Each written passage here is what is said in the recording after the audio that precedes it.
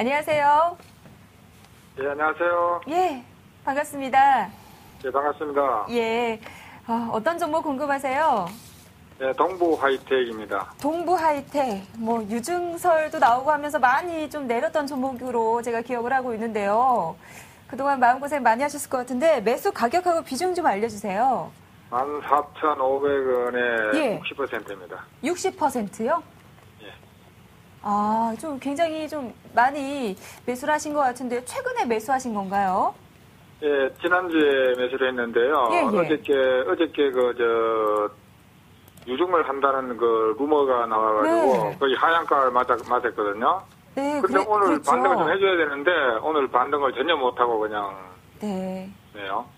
참 앞으로 전망하고 목표가가 어느 정도까지 갈 수 있는지 자세히 좀 상담 부탁드리겠습니다. 알겠습니다. 그 반도체 관련 업종인데요. 동부하이텍 한번 짚어보도록 하겠습니다.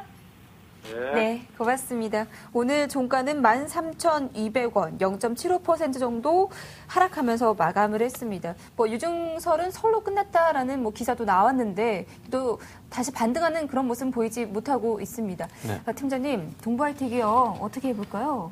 네, 일단은 기본적으로 말씀을 좀 드립니다만 여러분들 음봉이 크게 장대 음봉이 터지면서 거래량이 터져버리게 되면은 여러분들은 간혹 이제 기회다라고 보시는 분들이 계십니다. 근데 그 기회가 정말로 기회인지는 사실 확률적으로 상당히 좀 낮거든요. 즉, 시장에서 다들 좀 나가려고 뛰어나오는 구간에서 좀 매수를 하신 경우, 물론 이제 그 전에 매수를 좀 하신 것 같습니다만, 일단 유상증자에 대한 내용들이 사실이든 아니든 간에 기관 쪽에서는 그러한 우려들이 있다라고 하면은 그러한 소문 자체가 이 종목에 대한 영향을 좀 미칠 수 있다라고 보통 판단하게 됩니다. 그래서 그런 것들이 사실이 아닌 걸로 판명이 된다라고 하더라도 시장은 일단은 단기적으로는 좀 그 바닥을 만드는 과정을 거칠 수밖에 없다. 다만 이제 단기적으로는 어제 오늘 그 거래량이 좀 터졌기 때문에 이 정도 거래량 터지게 되면 단기적인 반등이 나오게 됩니다. 반등이 나오는 구간에서 즉 한 13,500원 부근에서 또 14,000원 부근까지 이 구간에서 비중을 60% 비중은 상당히 좀 많은 그러한 측면들이 있습니다. 그 이유는 뭐냐면은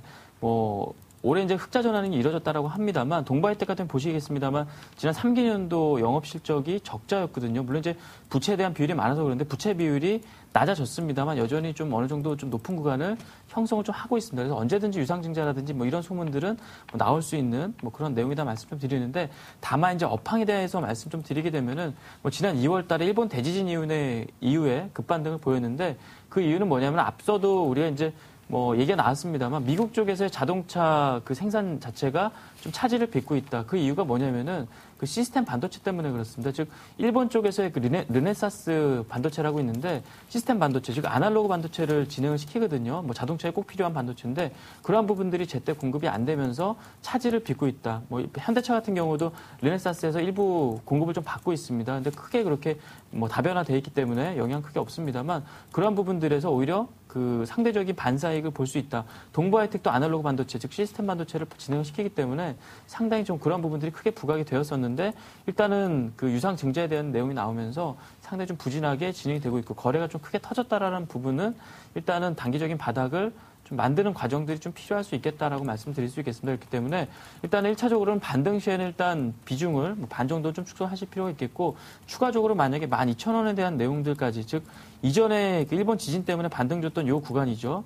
요 양봉에 대한 내용들까지 훼손하게 되면은 일단 시간적인 내용이 오래 걸릴 수 있다. 우리가 여러 가지 긍정적인 내용이 있습니다만 코스닥 쪽의 종목들은요. 한 번 모멘텀이 꺾여버리게 되면은 우리의 생각보다 시간을 더 끄는 경우들도 많이 있거든요. 그렇기 때문에 12,000원 부근에서의 지지가 이뤄지지 않는다라고 하면은 일단은 비중을 조금 더 축소를 하실 필요가 있다라고 말씀을 드리면서 지지가 이뤄지게 돼서 반등 주게 되면 한번 추가적인 매수를 통해 가지고 일단은 좀 빠져나올 수 있는 방법은 있습니다. 근데 지금 현재 구간에서는 기술적인 반등 어제 오늘 이틀 동안의 거래량이 터졌기 때문에 일정 부분 반등이 있을 수 있습니다. 그 반등의 구간에서 비중을 좀 축소하시는 그런 방안을 말씀 좀 드려보도록 하겠습니다.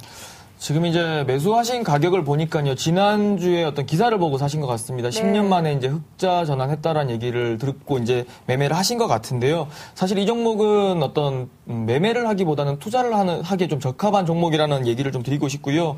이 동부하이텍 같은 게 계속적으로 뭐 CB나 BW 또 회사채 발행을 통해 가지고 자금을 조달했었고요. 또 성장을 위한 투자가 계속적으로 이루어져야 되는 기업이기 때문에 앞으로도 이 종목 가져가신다면 계속적으로 유상증자라든가 또 회사채 발행 또 CB 전환에 대한 물량에 대한 부담 이런 부분들을 계속적으로 겪으셔야 될 것 같습니다. 그래서 보수적인 관점에서 말씀하셨는데요. 그런 관점에서 단기 대응 꼭 좀 해주시기 바랍니다. 네.